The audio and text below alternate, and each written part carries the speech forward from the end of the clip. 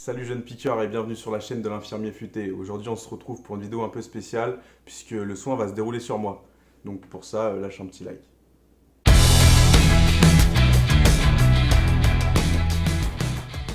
Premier point abordé, c'est la vérification de la prescription médicale, puisque chaque soin doit avoir sa prescription médicale. Pas prescrit, pas fait, c'est une phrase que vous allez souvent entendre dans les services et que vous avez sûrement déjà entendu si vous avez fait des stages infirmiers. Second point important, c'est l'identification du patient. Si le patient n'est pas bien identifié, ça peut mener à des complications énormes. Imaginez, vous vous appelez monsieur Bob A et qu'il y a Bob B en même temps que vous dans l'hôpital. Vous venez pour une appendicectomie, lui il vient pour une amputation de jambe, vous ressortez sans votre jambe et vous avez encore votre appendice. Donc ça peut être problématique si on ne fait pas les bonnes vérifications. Troisième point, maintenant que tu as fait ta vérification d'identité et ta prescription médicale, tu peux aller voir le patient pour lui expliquer ce que tu vas lui faire. Comme ça, il peut lui se préparer psychologiquement aux soins qu'il s'apprête à recevoir. Enfin, quatrième point, une fois que le patient est prévenu, tu peux retourner dans le poste de soins pour préparer ton matériel. D'ailleurs, c'est ce qu'on va faire. Je vais vous expliquer pourquoi on prend ce matériel-ci. Alors premièrement, ici on a un set à pansement. Donc le set à pansement, il faut vérifier son intégrité, sa date de péremption. Donc là, ma collègue va vous la montrer exactement. Donc là, on voit que c'est bon. Le produit a l'air intègre. Et donc dedans, on va retrouver une pince à clamper, qu'elle vous montre actuellement, plus des pinces. Les compresses, les petites boulées, les compresses carrées ont la même fonctionnalité, ce sont des compresses. Alors là, ma collègue vous présente les antiseptiques qu'on a à disposition. Donc il y a un flacon et une petite lingette.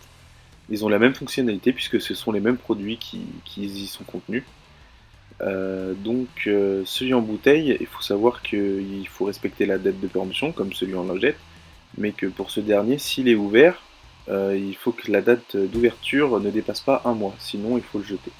S'il est ouvert, il faut également mettre le premier jet dans la poubelle, comme ça on part sur des bases saines. La lingette, elle est colorée, et sa seule fonction, c'est que c'est plus facile de voir où est-ce qu'on est déjà passé lorsqu'on effectue une désinfection. Alors ici, c'est simplement du sérum Phi qu'on utilisera si la plaie est sale. Ici, on ne l'utilisera pas. Alors là, ma collègue vous présente les différents outils qui permettent de couper les fils. Donc ce seront les trois outils les plus répandus dans les services. Le premier est un coupe-fil simple, une simple lame recourbée. Le second, c'est un scalpel. Et le rouge, c'est un scalpel rétractable. Là, on a de la vaseline, c'est la base des soirées étudiantes infirmières. Blague à part, ça sera utile pour faire tomber les petites croûtes. Ça permettra de ramollir justement les peaux mortes et pouvoir les enlever plus facilement. Là, c'est simplement des petits pansements qu'on mettra une fois l'ablation terminée. Les gants, qui sont pas forcément stériles, mais qui nous protégeront en cas d'exposition au sang. Enfin, le chat, pour se désinfecter les mains, il faut savoir qu'avant tout soin, il est nécessaire de se laver les mains ou de se désinfecter les mains. Et cela même lorsqu'on met des gants. Alors là, on est parti, ma collègue se lave les mains, enfin se frictionne les mains, puisque c'est du chat. Il y a un protocole à respecter, il faut vraiment passer dans chaque endroit que compose la main, y compris les poignets. Donc idéalement, ça dure 30 secondes. Là, on peut voir qu'elle fait ça impeccablement, sous les ongles, etc. À savoir que le lavage de main et le frictionnage de main, c'est le premier rempart pour limiter les infections nosocomiales. C'est-à-dire éviter les transmissions de germes de patient en patient à l'hôpital.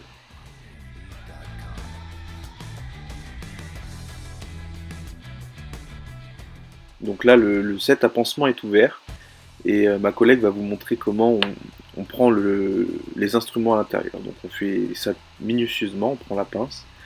Et donc il y a une méthode pour attraper le champ. Celle-ci, c'est pas la bonne puisque vous allez galérer. Il faut mieux l'attraper par derrière en entier. Comme ça, tout va bien. À ce moment, tout ce qui se trouve dans votre set à pansement, c'est stérile. Donc la partie bleue qu'on voit, que ma collègue touche là, c'est une partie non stérile. C'est la partie qui sera contre la surface de votre support. Tout ce qui est un peu blanc, c'est une partie stérile. Il faut la toucher sous aucun prétexte. Donc ça peut être un peu galère à déplier, mais l'essentiel c'est que la partie blanche ne touche pas quoi que ce soit. Donc là on met l'antiseptique dans un des petits compartiments du set à pansement. Vous pouvez simplement mettre toutes les compresses sur le champ stérile si vous en avez besoin. Et comme ça vous fait plusieurs compartiments si vous avez besoin d'utiliser plusieurs produits. Enfin, la petite lingette, là on va pas l'utiliser, c'est juste simplement pour vous montrer. On va la tester sur ma main. Donc on va pas très bien voir puisque j'ai un magnifique teint de la Méditerranée, ce qui rend compliqué la visualisation de la chose, mais c'est vrai que en réalité on le voit plutôt bien. Donc là, hop, on passe et vous voyez bien que c'est un peu plus orangé, ce qui permet effectivement de savoir où est-ce qu'on est passé.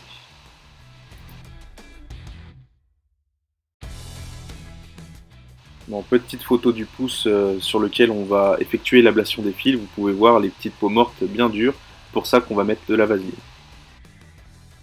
Bon, c'est parti pour l'ablation des fils, ma collègue imbibe sa compresse d'antiseptique, et là elle va faire un simple passage sur la plaie, dans le but d'éliminer tout germe, puisque lorsqu'on va retirer les fils, il y aura une porte d'entrée, puisque les fils prenaient une place qui va être comblée par autre chose. Donc là, on élimine les germes qui se trouvent autour des fils. Donc là, ma collègue a décidé d'utiliser un coupe-fil simple, c'est ce qu'on utilise le plus souvent. Il faut faire très attention quand on l'ouvre, parce que c'est extrêmement coupant. Franchement, il y a vraiment moyen de se faire très très mal. Donc faites attention quand vous l'ouvrez, quand vous le manipulez. Même pour le patient, ça serait dommage de devoir le recoudre encore une nouvelle fois. Bon, voilà la bête. Donc là, on peut voir les fils, on va les enlever. Donc pour les enlever, il suffit de prendre avec la petite pince la petite araignée, ce qu'on appelle l'araignée. Hop. C'est un peu difficile parfois, parce que c'est vraiment tout petit, il faut être extrêmement minutieux. Donc là, hop, ma collègue l'a attrapé. On peut voir que ça fait comme un petit triangle et il y a deux fils en fait, il y a un fil de chaque côté. Il faut en couper qu'un seul, parce que si vous coupez les deux, le fil, il y a un petit bout de fil qui risque de rester sous la peau. Et ça, c'est un des principaux risques lors de ce soin, c'est de laisser un petit bout de fil qui va faire s'infecter la plaie alors qu'elle était en voie de guérison. Donc c'est un peu difficile des fois, mais ça y est, il est coupé, on peut l'arracher, voilà, on voit qu'il est entier, et c'est très propre, ça ne saigne pas, donc c'est du bon boulot, on peut dire. Et là, on va réitérer ça plusieurs fois. Donc toujours pareil, on prend le fil, on coupe une seule partie, c'est assez minutieux. Voilà, c'est coupé. Et là, tout ça, on le met à la poubelle. À chaque fois, poubelle jaune, ça a été en contact avec le patient, poubelle jaune.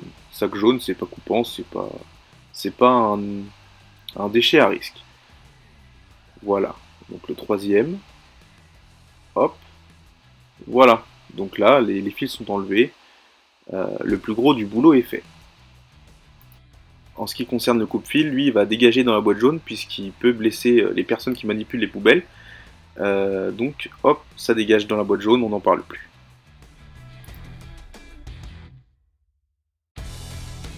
Un peu de vaseline pour faire tomber les peaux mortes plus facilement le lendemain. Et là, c'est terminé puisqu'on va mettre le pansement pour protéger la plaie. Donc, j'espère que cette vidéo vous a plu. Elle a été assez difficile à réaliser puisque on a eu plusieurs problèmes techniques.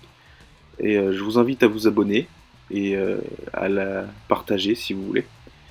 J'espère qu'elle vous a aidé et je vous dis à la prochaine. Salut!